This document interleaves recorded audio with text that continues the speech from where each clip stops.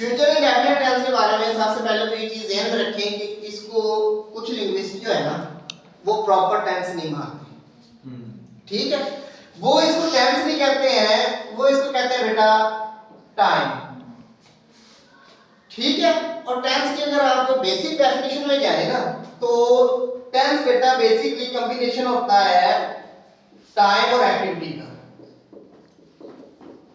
यानी कि किसी खास वक्त के अंदर कोई खास एक्टिविटी आप परफॉर्म करते हैं। अब फ्यूचर सिर्फ वहां पे बेटा टाइम होता है, वहां पे एक्टिविटी कोई नहीं होती। जब वहां पर एक्टिविटी नहीं होती तो फिर इसका क्लियर कट मतलब ये है कि वहां पर फिर उसको हम उस तरह से जनरली टेंस नहीं कह सकते जिस तरह से हम दीगर टेंसेस को कहते हैं। एक ये बात आप ध्यान रखनी है। और दूसरे नंबर पर एक और लफ्ज पर फोकस करें, इनडेफिनिट। इनडेफिनिट के लफ्ज को समझिए। इनडेफिनिट का जो लफ्ज है इसके अंदर आपने ये बात ज़हन रखनी है जब इनडेफिनिट की बात हो कि इससे मतलब होता है इनडेफिनिट वैसे किसको कहते हैं? अननोन, जनरल, जिसका हम पता ना हो। इसी मीनिंग में आती है ना डेफिनेट कि कोई बात हकीकत में सर्टन है कोई बात, इनडेफिनिट कोई बात अनसर्टन है। फ्यूचर इंडेफिनिट होता है इस वजह से है कि फ्यूचर हमेशा अनसर्टन होता है। ठीक हो गया? ये दो तीन बातें ध्यान रख के आपने इसको करना है। और मॉडर्न इंग्लिश में जो फ्यूचर इसको प्रॉपर टेंस आप वो नहीं कहते, इससे सिर्फ विल और शैल का एज मॉडल वर्ब को यूज करते हैं। मॉडल वर्ब मींस कि वो वाले वर्ब्स जिनका अपना कोई मीनिंग नहीं होता, मगर वो कॉम्बिनेशन में जब आता है कहीं पर कॉम्बिनेशन ऑफ वर्ड्स के साथ जब वो आएगा तब वो अपना मतलब देगा। यानी कि शुड का अपना कोई मतलब नहीं, मस्ट का अपना कोई मतलब नहीं, कैन का, कुड का, मे का, माइट का, इनका अपना कोई मतलब नहीं। इसी तरह से विल शैल का अपना कोई मतलब नहीं, सिर्फ ये टाइम बताते हैं फ्यूचर का। ठीक है, इस्तेमाल होता है, ये बिल्कुल मतलब नहीं हुआ कि बिल्कुल ये आउटडेटेड हो गया और छोड़ दिया उन्होंने, लेकिन उन्होंने इसको टेंस से निकाल कर उसको मॉडल की कैटेगरी में ले आए। यानी कि ये टेंस आपने करना जरूर है, इसमें बेस क्वेश्चंस आ जाते होते हैं। ठीक है जी। अच्छा बेटा आप जब अगर कहीं पे कोई टाइम, अच्छा यहाँ पर एक और बात भी क्लियर कर दें, जैसा कि I have already told you people that के प्रेजेंट कंटीन्यूअस टेंस के अंदर और फ्यूचर इंडेफिनिट टेंस के अंदर छोटा सा फर्क होता है। बी का सर, बी वर्ब का, यानी कि जब हम प्रेजेंट कंटीन्यूअस टेंस इस्तेमाल कर रहे होते हैं ना, उसका मतलब बेटा ये होता है कि अब वो काम फिक्स हो चुका है।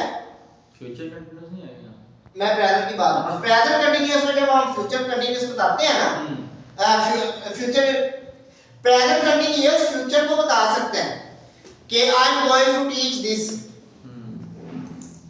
बता रहे हैं ना कि मैं ये पढ़ाने जा रहा हूं, मैंने पढ़ाना शुरू तो नहीं किया। जहां पे बात कोई फिक्स हो जाए, पक्की बात हो जाए, वहां पे आपने प्रेजेंट कंटीन्यूअस यूज करना है बेटा। और जहां पे कोई बात अनसर्टन हो वहां पर आपने जो है वो इस्तेमाल करना है फ्यूचर इंडेफिनिट टेंस को, जिसको मॉडल के स्ट्रक्चर में भी आप इस्तेमाल करना है। ठीक है, यानी कि मैं स्कूल जाऊंगा या मैं बुलाने जा रहा हूं, बात एक है, मैं आज स्कूल जा रहा हूं या मैं कल स्कूल जा रहा हूं, मैं कल स्कूल जाऊंगा, बात एक है, सेंस एक है, लेकिन जा रहा हूं का मतलब है वो बात फिक्स हो चुकी है, पक्की हो चुकी है। और इंडेफिनिट में जब हम जाएंगे फ्यूचर इंडेफिनिट में, उसका मतलब हो सकता है, हो भी सकता है, नहीं भी हो सकता। ठीक हो गया? अच्छा बेटे अब इसको आगे देखें। इस वेगा से नेक्स्ट की तरफ जाए बेटा, सबसे पहले सब्जेक्ट आएगा, हेल्पिंग वर्ब इधर आएगा, उसके बाद फर्स्ट फॉर्म ऑफ वर्ब आएगी, ऑब्जेक्ट आएगा।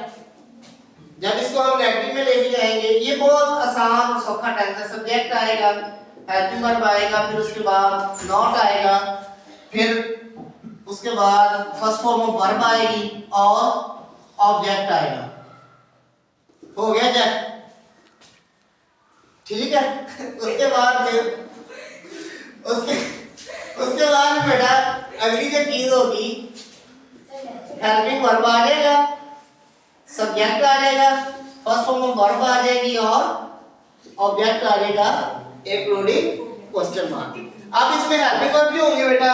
हेल्पिंग वर्ब में आपने एक चीज माइंड रखनी है कि इसमें हेल्पिंग वर्ब होंगे विल और शैल। ये दोनों ही इस्तेमाल होते हैं। विल जो है वो जरा फ्रीक्वेंटली इस्तेमाल होता है और विल के जब आपने इस्तेमाल करना है तो उसमें आपने ये बात माइंड में रखनी है कि विल जो है वो आई के साथ भी इस्तेमाल हो जाता है। जरूरी नहीं कि उसमें आई के साथ इस्तेमाल ही हो सकता, वो हो जाएगा आई के साथ इस्तेमाल। और जो बाकी है ना शैल, वो जनरली आई और वी के साथ ही इस्तेमाल होता है। और शैल जो है ये आई और वी के साथ, बाकी जो रेस्ट ऑफ है ना जितने बाकी है ही है, शी है, इट है, सिंगल नाउन है, प्लूरल नाउन है, वो सारे अपने साथ बेटा ये लेते हैं विल। हाँ ये इंटरचेंज जरूर हो जाते हैं, ये इंटरचेंजेबली यूज होते हैं। वो बेटा उस वक्त में जब किसी बात पर सेंटेंस में फोकस करना हो। मसलन मैं सुबह एकेडमी नहीं आऊंगा, मैं सुबह एकेडमी नहीं आऊंगा, वाकई नहीं आता। अब ये देखो जोड़े दोनों ही ठीक है, या तो आपने मेरे फेशियल एक्सप्रेशन से या मेरी बॉडी लैंग्वेज से ज्यादा इसका लगा लिया, ठीक है। सेंटेंस में आप कैसे लगाएंगे? सेंटेंस में लगाने का तरीका कार ये है कि फिर विल जो है वो शैल की जगह पे आ जाएगा, शैल जो है वो बेटा विल की जगह पे आ जाएगा। मसलन ये देखो आई शैल कम टू दुबई। मैं क्या तो दिखा नहीं, ठीक है। उसके बाद I will come to academy, ठीक है ना। अब ये दोनों फिक्रे जो है यहाँ पर बात जनरल बात है, जैसे आम बात सर आई तो शायद लगता है, विल भी लग सकता है। हाँ लग सकता है, लेकिन जब जरूरी ज्यादा जरूरी हो काम तब ज्यादा जरूरी हो, नेसेसिटी हो, कोई ऑब्लिगेशन हो, या बाज़ औक़ात आपने किसी चीज में फर्म रेजोल्यूशन आपने देना हो, पक्का मुसम्मा मुस्तहकम इरादा जब आपने करना होता है ना, कहीं पे देना होता है, तो तब आपने इस तरह फिक्रे को इंटरचेंज कर देना। यानी कि अब देखो ही, ये देखो he will win the match। अब ये बेटा फिक्रा ठीक है सर। अमेरिकन में तो इन्होंने खत्म कर दिया, विल ही आ गया था। हाँ जी उधर मिल रही है, शायद नहीं यूज करते नहीं करते, बिल्कुल नहीं करते। सही बात सही कह रहा है, सही कह रहा। अगर ये बात मैंने तकरीबन जब मैं लेक्चर शुरू किया उसके मैंने पहले 30 सेकंड में शायद की बता दी, और उसके बाद अब देखो बेटा he will win the match. अब इसमें एक आम सी बात है, लेकिन अगर देखो इसको मैं यूं चेंज करूंगा, he shall win the match at any rate. अब यहां पे एक नेसेसिटी ऐड होगी, जरूरत है ऐड होगी। मैं अक्सर देर कर देता हूँ हर एक काम करने में, जरूरी बात करनी हो या कोई वादा निभाना हो, किसी को याद रखना हो, किसी को भूल जाना हो, क्या बात। मैं अक्सर देर कर देता हूँ हर एक काम करने। ये बड़ी मुझे पसंद है लफ्ज़। उज़ैर उसके बाद आगे इधर देखिए,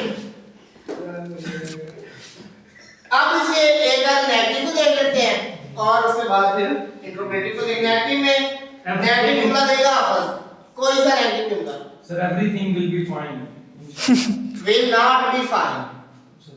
नेगेटिव में सर बी तो उसमें नहीं लगता कॉन्टिन्यूअस। नहीं, मैं बता देता हूं बेटा, बी जो है ना एवरीथिंग विल बी फाइन, वो अब देखो विल बी है ना, अब आगे यहाँ पे बी ऐसा वर्ब आ रहा है, बी जो है ना इधर ऐसा वर्ब आ रहा है, मेन वर्ब के तौर पे आ रहा है, पीछे हेल्पिंग वर्ब आ चुका है, ठीक है। अगर बी के बाद कंटिन्यूअस का जुमला देखो, ही विल बी गोइंग होगा फिर आगे। सही अब यहाँ पे देखो Everything विल बी फाइन है, Fine. विल बी होगी। ठीक हो गया सर। किसी चीज का होना जो है वो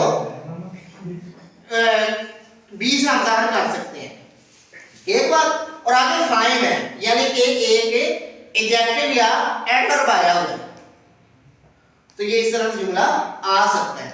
ये जब हम कंटिन्यूअस में जाएंगे तब आपको ये फर्क मैं बता दूंगा।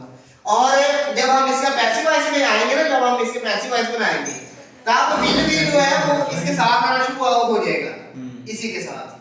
अच्छा जी, ही शैल। अच्छा जी, एक और जुमला देख लें, यू विल नॉट oblige हर। ठीक है, यू विल नॉट oblige तुमने उसकी बात नहीं मानी।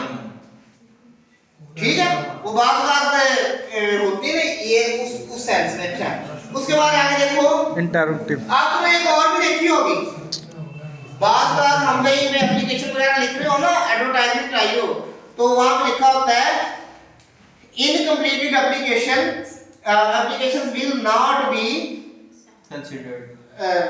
शॉर्ट क्या वो एक लफ्ज इस्तेमाल करते हैं, scrutinized, will not be scrutinized या will be obliged, इस सेंस में इसको इस्तेमाल करते हैं आप। ठीक है, अच्छा ये एक इसका इंट्रोगेटिव का देख लें, will you come to college, will you come to college college। ये हो गया बेटा आपका इंट्रोगेटिव का फिक्रा मुकम्मल। बस बस ठीक।